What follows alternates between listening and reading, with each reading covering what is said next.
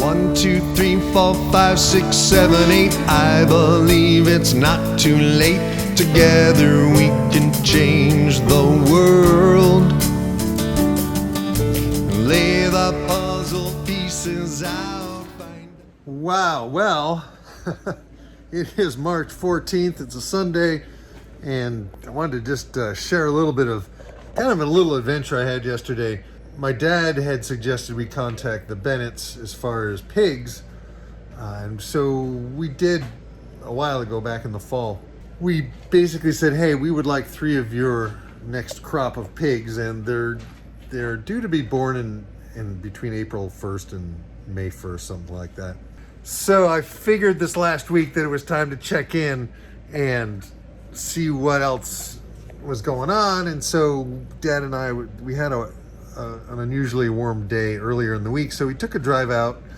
I got a chance to talk a little bit more to Kat, and I discovered that not only do they have the Tamworth pigs that do very well on pasture, they're a heritage breed, they're very docile, they're friendly with people, and she's done a great job of socializing them so that she can climb right in with the pigs and pet them, and so I'd like to now that the weather's starting to turn, spring is coming around, I need to start thinking about, okay, I need to do fencing, I need to do a lot of different things, and let's just touch base. So turns out earlier in the week I discovered that she actually has the St.Croix parasite resistant sheep that Greg Judy has, that I've been trying to find in this area and I couldn't find. And she also has Highland cattle. So she literally has the 3 main breeds of the animals that I want to work with. So it's kind of a really cool thing. So yesterday, Saturday the 13th of March, she had said, come by anytime. So I'm like, yeah, I got my chores done.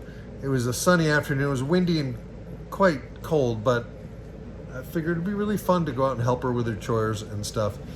So I had done that the day before, or earlier in the week.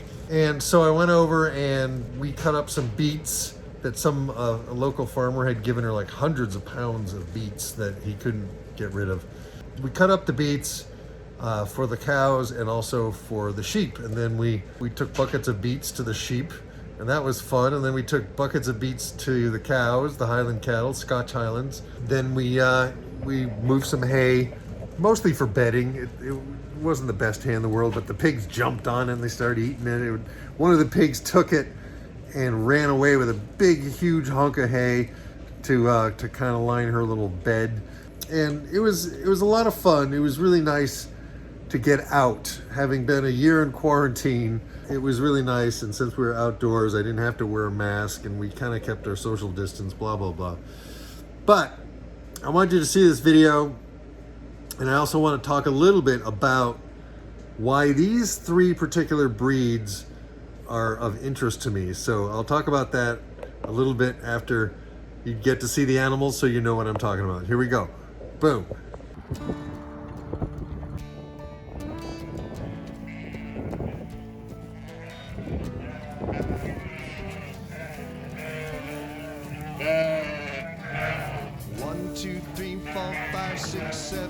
How you guys doing? It's not too late. Together we can change the world. Lay the puzzle pieces out, find out what it's all about. Together we can change the world. Can't do it by myself, so I'm asking for your help. Together we could change the world. Sail past where it's been charted. Roll your sleeves up and let's get started. Yeah, very photogenic. Together we can change the world. Together we can change the world. With our hands and with our hearts, we can dare to make a start. Together we can change the world.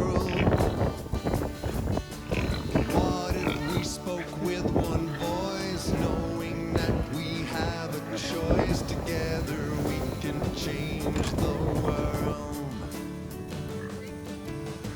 Can't do it by So myself, the Tamworth pigs are a heritage breed pig.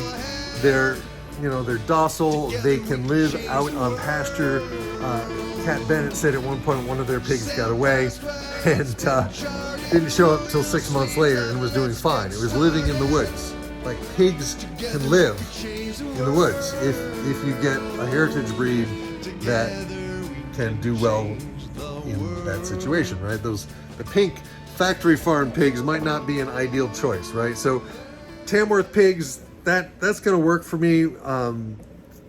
3 of them are coming in the spring, and I've got to get ready for them. Okay, now the sheep. My next animal is going to be the St. Croix parasite-resistant sheep. The reason I want those is because they're hair sheep or meat sheep. They're not wool sheep, which is really nice. You don't need to deal with the wool. Evidently, you really can't make any money as a small operator with wool sheep. It's a lot of trouble. So it's more trouble than it's worth. So it is hot in here. Holy guacamole. And the Highland cattle, a couple of the things just real quick before I jump off, and that is they're smaller, they're not huge, right? They have really thick woolly mammoth coats, which is really good for in the North Country. We do get really cold weather, and our summers are not that hot. The only downside for me was they have horns, and I'm a little concerned about that. But they seem to be pretty careful with their horns, and Kat has no trouble walking in and around them. The visit before this one, she climbed in and I was like, "What about your bull?" And she goes like, "Oh, I'm leading on him. Isn't he terrifying?" like these animals are animals that are really good for homesteading, really good for people who want to be with their animals and not just shut them up someplace in a pen or in a continuous grazing operation. So those are the 3 animals, and I feel like this is a huge accomplishment. Even though it didn't seem like I was working hard at it and efforting, it kind of came together in a way that I think is really sweet. And why does it work out better than I can possibly imagine? So that's an update here on the Healing Pastures Farm and Apocalypse Gardens. And the other piece of this is that this is not just a farm, it's a church or a monastery, a farm church. And the spiritual nature of being a steward for land and for animals, to me, this is all about my faith practice. This is about the practice that I was raised in, which was to be the change you want to see in the world. And my songs are all about that. So spring is coming, and I may be doing a little less recording and a lot more working outside. Going to be building some fences, and I want to just kind of document it for any of you who are interested. I'd like to have a conversation with other people who are interested in actually making a positive difference in the world instead of getting upset about things, right? There's so many things that are scary going on in the world right now, economically, politically, blah, blah, blah, all that kind of stuff. But we can form communities on the local level to create the kind of world we want to live in. And that's really what this is all about. And so again, if you like this, please give me a thumbs up, please subscribe, please leave a comment below. And I look forward to talking to you. We start to realign. Together we can change the world. Can't do it by myself, so I'm asking for your help. Together we could change the world. Sail past where it's been charted. Roll your sleeves up, let's get started. Together we could change the world.